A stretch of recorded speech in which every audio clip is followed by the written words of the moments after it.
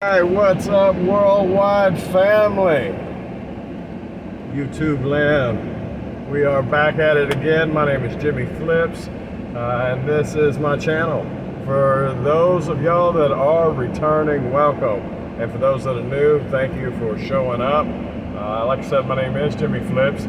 I am a reseller. I prefer the term domestic arbitrage merchant. That is spiffy. No. In a nutshell, I am a reseller. I sell on eBay. I sell on Amazon. I do sell on my website, www.jamestowntrading.com. And for those of y'all that make it to the website, if you see anything you like, use coupon code YouTube for 10% off. That being said, this channel is a vlog of my journey as a new reseller with just under a year in, or just over a year in, excuse me, and the day-to-day challenges, the day-to-day victories, the struggles, and the thought processes of moving my businesses into the future. So, that being said, I am in the process of moving my website from one store to the next. Currently, for those of y'all that are keeping up, I am approximately 1 day and 9 hours ahead of schedule. So, very happy with that. I am just under 2 weeks left to go on a 30-day rollout. So I am over halfway there, probably 60-65%, which would be awesome to finish because a lot of my time and efforts are devoted to that flip rather than to building the business. So once I can switch gears from sustaining the business to building it, I will be in a much better spot. So, I do have a regular job. Matter of fact, I'm on my way there now. It's right about 5:40 in the morning, and I've got to be there roughly about 6. The packages that I had leaving off today, luckily, fit in my regular house mailbox, so I don't have to worry about taking them on my lunch break. On these early shifts, the place that I normally drop off my packages is not open, so that means at lunch I've got to spend a good portion of my lunch hour running the packages to the post office and UPS. Like I said, that's not an issue today. They fit in the mailbox, so I am always happy to see that. Developments as far as Jamestown, I don't know if I'm going to be able to get away with it as far as the postmaster general or the post office, however you want to say that. But I did buy two, let me back up. Last year, the packages around Christmas got to be pretty there was a lot of them, you know. Every morning I would wake up, I would get the packages, and I would take them to the truck, and then I would run the truck up to where the packages are dropped, and then I'd take everything out of the truck, bring it in, get a scan, yada yada. That is time that I would like to eliminate. So I bought two big job site work boxes, 60 by 24.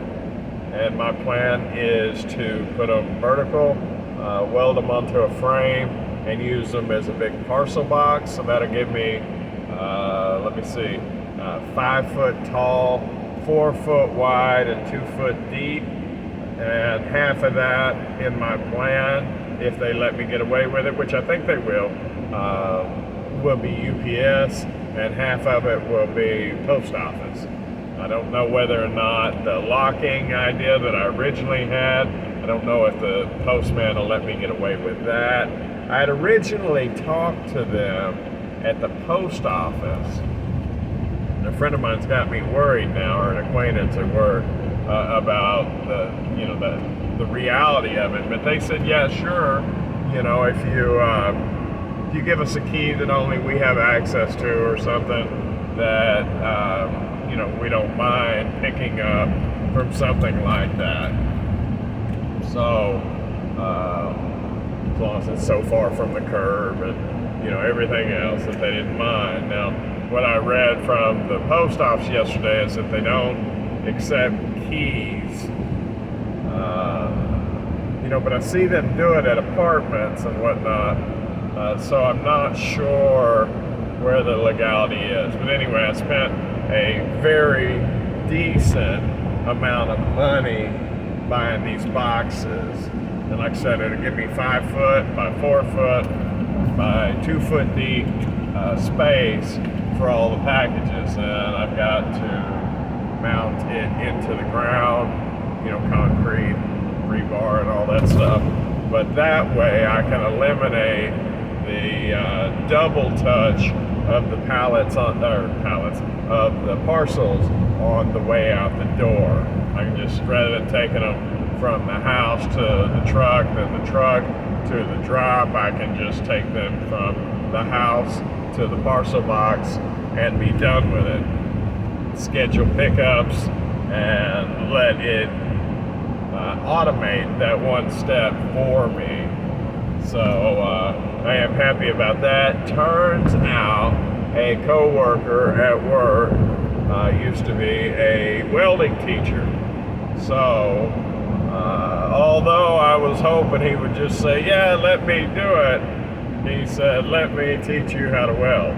So that is a bonus. That's something that I haven't done almost at all. Like, I spent 1 or 2 days,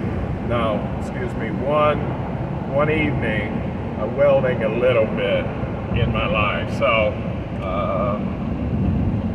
he assured me that despite my lack of know-how, that the ultimate product would be decent. So I have about 2 weeks for those to come in. Those had been on back order forever.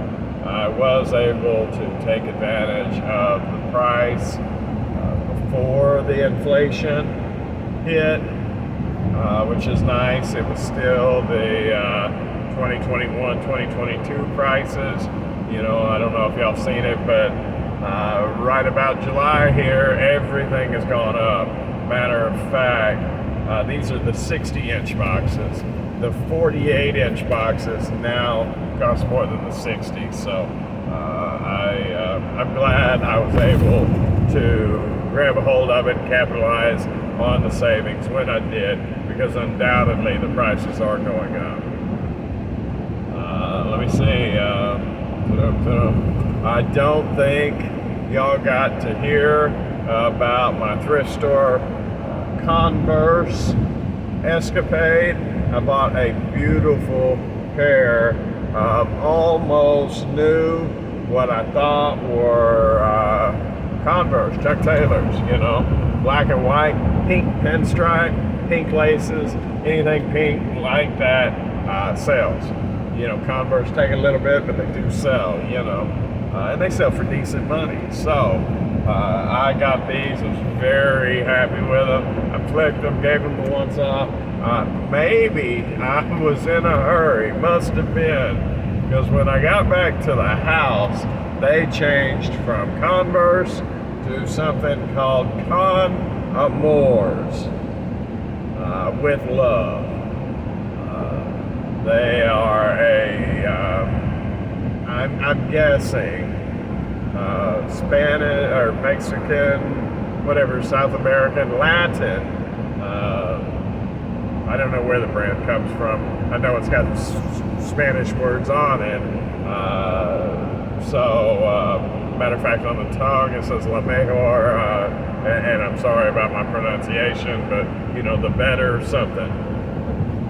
So definitely not Converse. Check comps, there are no comps.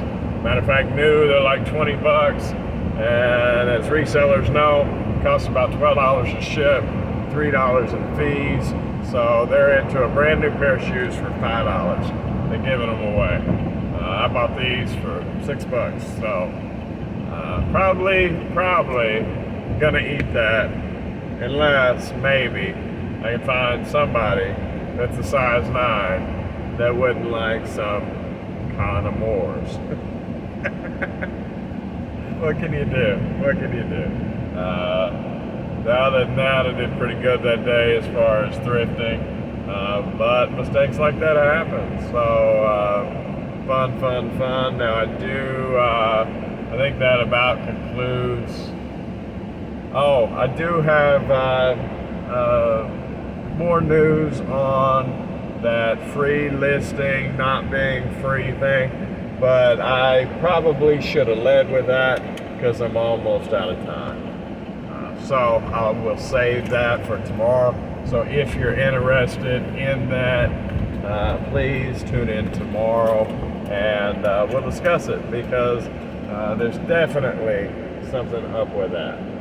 Matter of fact, I've got more keeping track of things, and it's not adding up. So I'm sure that they've got some rules or guidelines that it falls neatly into with a nice little ribbon on top, but they're convoluted.